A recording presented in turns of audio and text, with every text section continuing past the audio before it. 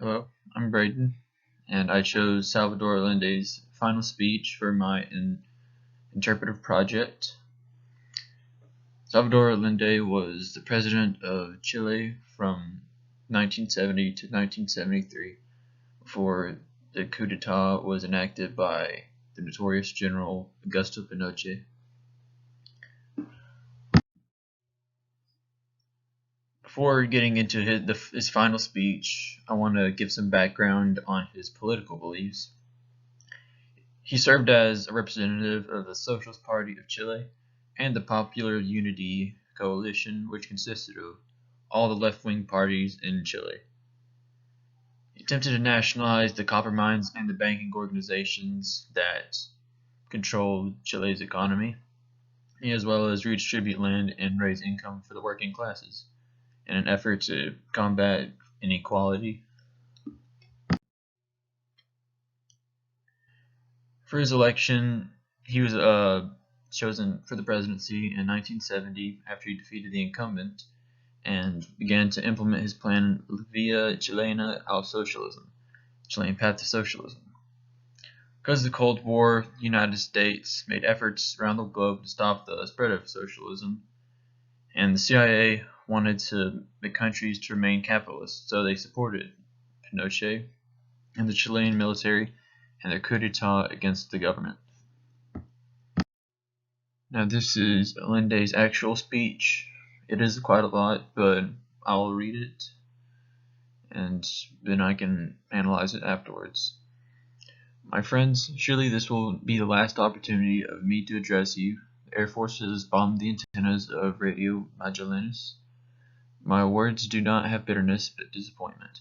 May they be a moral punishment for those who have betrayed their oath. Soldiers of Chile, titular commanders-in-chief, Admiral Moreno, who has designated himself commander of the Navy, and Mr. Mendoza, the despicable general who only yesterday pledged his fidelity and loyalty to the government, and who has also appointed himself chief of the Carabineers, which is the military police. Given these facts, the only thing left for me is to say to workers, I'm not going to resign. Placed in a historic transition, I'll pay for loyalty to the people with my life, and I say to them that I am certain that the seeds which we have planted in the good conscience of thousands and thousands of Chileans will not be shriveled forever. They have force and will be able to dominate us, but social processes can be arrested by neither crime nor force. History is ours, and people make history. Workers of my country, I want to thank you for the loyalty that you have always had, the confidence that you deposited in a man who was only an interpreter of great yearnings for justice, who gave his word that he would respect the Constitution and the law, and did just that. At this definitive moment, the last moment when I can address you, I wish you to take advantage of the lesson. Foreign capital, imperialism, together with the reaction, created the climate in which the armed forces broke their tradition taught by General Schneider and reaffirmed by Commander Araya. Victims of the same social sector who today are hoping with foreign assistance to reconquer the power to continue defending their profits and their privileges. I address you, above all, the modest woman of our land, the campesina, whose farmer, who believed in us, the mother who knew our concern for children. I address professionals of Chile, patriotic professionals who continue working against the sedition was supported by professional associations, classist associations that also defended the advantages of capitalist society. I address the youth, those who sang and gave us their joy and their spirit of struggle. I address the man of Chile, the worker, the farmer, the intellectual, those who will be persecuted, because in our country's fascism has already been present for many hours. In terrorist attacks, blowing up the bridges, cutting the railroad tracks, destroying the oil and gas pipelines in the face of the silence of those who had the obligation to act. They were committed. History will judge them. Surely Radio Magallanes will be silenced, and the calm metal instrument of my voice will no longer reach you. It does not matter. You will continue hearing it. I will always be next to you. At last my memory will be that of a man of dignity who was loyal to his country. The people who must defend themselves, but they must not sacrifice themselves. The people must not let themselves be destroyed or riddled with bullets, but they cannot be humiliated either. Workers of my country, I have faith in Chile and its destiny. Other men will overcome this dark and bitter moment when treason seeks to prevail. Go forward knowing that sooner rather than later, the great avenues will open again and free men will walk through them to construct a better society. Long live Chile, long live the people, long live the workers. These are my last words, and I am certain that my sacrifice will not be in vain. I am certain that, at the very least, it will be a moral lesson that will punish felony, cowardice, and treason. Now I'm going to discuss the message behind the speech and what he meant by it. Just as Allende had professed earlier in his political career, the coup confirmed that foreign imperialism and the threat of capitalism resulted in the destruction of the Chilean democracy and the efforts that he made for equality. He urged people not to sacrifice themselves because that would have just meant that the fascist junta, which means the basically military control over the government, means they would have succeeded in destroying their opposition, which they continued to do for many years. And he also warned that those who betrayed their oaths would be judged by history, and those who remained loyal to their duties, such as himself, continued to inspire good people forever. Now we should look at why the U.S. got involved.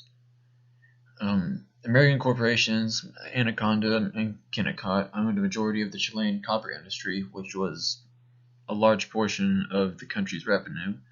And when nationalization was attempted by Allende, it threatened American profits, and there were other attempts at stopping socialism in South America, and they all revolved around dependence on foreign aid and investment from the United States.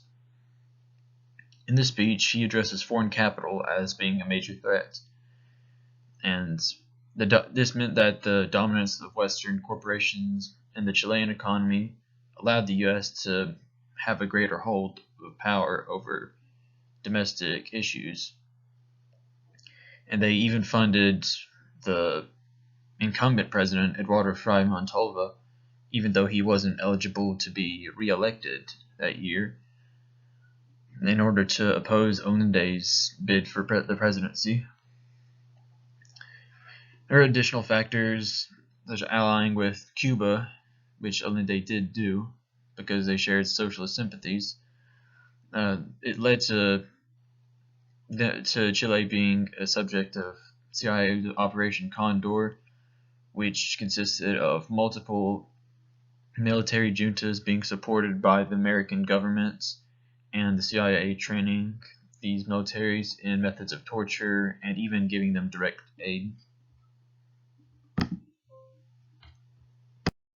When we look at the aftermath of the coup d'etat, Pinochet's rule of Chile from 1973 to 1990 is known for its numerous violations of human rights, political killings, and torture. He is one of the most brutal dictators in history. It's been estimated around 27,255 people were killed or tortured, and 2,279 were executed.